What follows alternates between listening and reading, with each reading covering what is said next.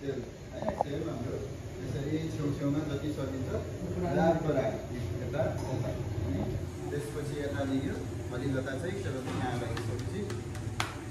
है भुइछ यतिखेर भन्ने बस है रोटी रेडी डन ट्याक्क तेल लाग्यो यो भात चाहिँ अलिकता पानी थोरै पानी यता लाग्यो त्यसपछि गएर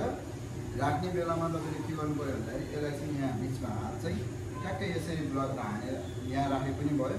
बाहिर अथवा भित्र यो राखेर गरे पनि भयो है के हुन्छ भन्दाखेरि बुढीवाला चाहिँ आफै भागिहाल्छ है त्यहाँ हानेर डराउनै पर्दैन यसलाई लग्यो यसरी ट्याक्क गयो अब कहाँ हान्यो पहिले तपाईँलाई त्यहाँ चाहिँ दिमाग लाउने अनि त्यसपछि यता लाग्यो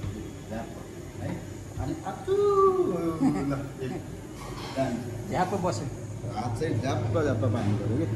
ल तपाईँले हान्ने बेलामा चाहिँ के गर्नु पऱ्यो यहाँ है यता हेर्नु त गद्दीलाई चाहिँ यहाँ लगाएर यसरी माथि यो बुढीौँला आफै भाग्छ है बुढीौँला आफै भाग्छ त्यही अनुसार यहाँ प्र्याक्टिस गर्नु सिधा होइन सिधा भयो यसलाई तलबाट लगाएर यसरी हो यो प्याटर्नमा प्र्याक्टिस